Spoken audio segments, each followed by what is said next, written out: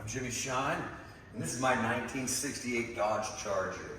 Hemi powered, all steel body. We'll do a quick little walk around. I think it might be best we'll just start here at the back of the car. Open the trunk. See, we got a fuel cell in here, 12-gallon, 2 batteries, our fuel pumps. You can see our roll cage comes through the cab, through the bulkhead, ties into the back of the car. Of course, we have a parachute on here. This car was built in 2004 when I was working for a production company. We built it for a TV show that never aired. So that's why it's got big shotgun pipes out the back. We built it to do actually like land speed racing as well as drive it on the street. So that's why it has the roof rails at the top of the roof. Any car over 175 for SCTA, BNI has to have these channels. That actually channels the wind over the top of the car so it doesn't spill off the sides and create turbulence. That's why we've got the big Bonneville tires on it. Taylor wheels with the moon caps. Those rims are rated to 500 miles an hour. Tires are Dunlop Racing. They're rated to about 250. Come around the front here. You'll see we've got retention straps on the windshield, both front and back. Basically, this car is almost like an airplane wing at speed. It actually creates lift, and so it's not uncommon to have the windows lift out of these cars at speed. So we do that. That's by design. Under the hood,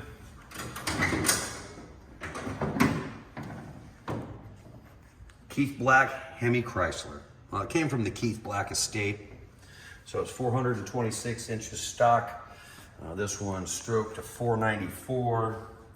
So the magnesium valve covers, the dual quad intake manifold. And again, I'm very particular about treatments and colors and such. So the motor's all the Chrysler orange. The intake manifold is actually shot peened and anodized gold. Same with the carburetors.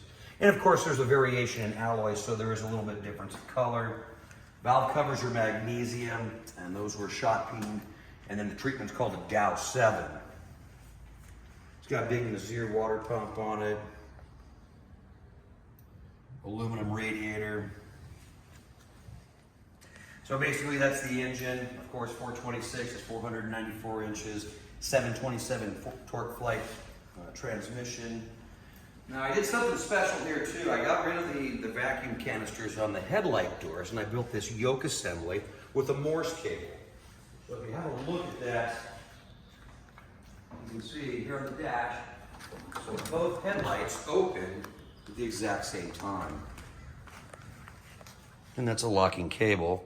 And then to close the doors, push it in, lock it.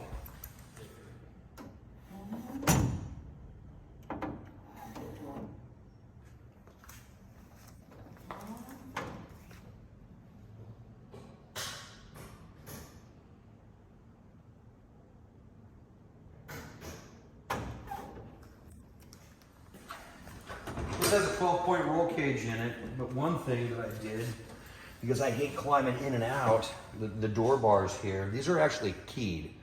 The door bars, for driving on the street and such, I just take them out so I can get in and out of the car easily enough. And also, the steering wheel. It's got a quick release hub so you can get in and out of the car easy enough. In here, this is very much race car. We've got our tachometer, oil, water, and voltage. So I'm going to turn the power on. Here's the headlight switch. Let me open up that headlight. So we got running lights, low beam, high beam.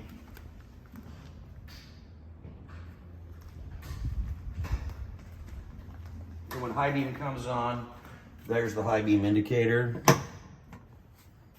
And then we also have turn signals. And it's on a self-canceling system. I've got it set up for 15 seconds, then it self-cancels. Or you can cancel here. And there's our right turn. Cancel it. And there's your four-way hazards. The tach is an auto meter. It has your standard functions, of course, but then you also have a recall. So your highest RPM that you achieve at the end of a run, let's say, you go back, hit recall, and it'll flash up and tell you what was your highest RPM, and then you can erase it. So in summary, in the year 2004, we built this car. Again, it was for Discovery Channel. They actually hired me to do a television show. Like I said, this one, we filmed 2 episodes, 2-hour-long specials, building this car and then racing it out in the desert. It never aired. We did 180 miles an hour. Our goal was 200, but we did 180 before the cops showed up, and they shut us down for being on the desert without a proper permit. That's weird. So then the show never aired, so the car got pigeonholed. It got put in storage. I didn't know where it was for like 19 or 20 years. And then my agent, funny enough, my talent agent I worked with for Discovery Channel and TV and such is Jason Hervey. You might have seen the Wonder Years back in the 1980s. The Wonder Years had Fred Savage. His older brother on the show was Wayne. Well, Jason Hervey is Wayne of the Wonder Years, and he's my agent. He had this thing hidden from me for like 20 years. Anyway, so he calls me up one day and we talked about it, told me where it was, we made a deal, I got the car back, and then it took about 2.5, 3 years to get it to this stage. And it's nice to see it back, alive, up and running again.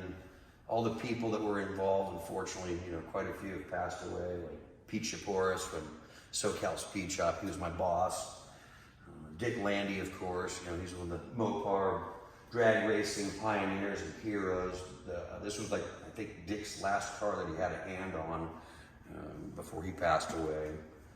Billy Hodges was involved, Robin Silk. These guys have passed away, and you gotta be thankful for the guys that are still around today. But I think it's a real nice tribute to be able to get this car back up and running on the street. And this is exactly, with the stickers on the windows, that stuff can be taken off. But I think for a certain amount of providence, the Pete and such, I just left those on. But I love that sticker right there, that Dick Landy sticker. Dick put those on the car, and I thought that was the coolest thing ever. So here it is, 1968 Hemi Dodge Charger. She's orange, she's beautiful. She's loud, but not too loud.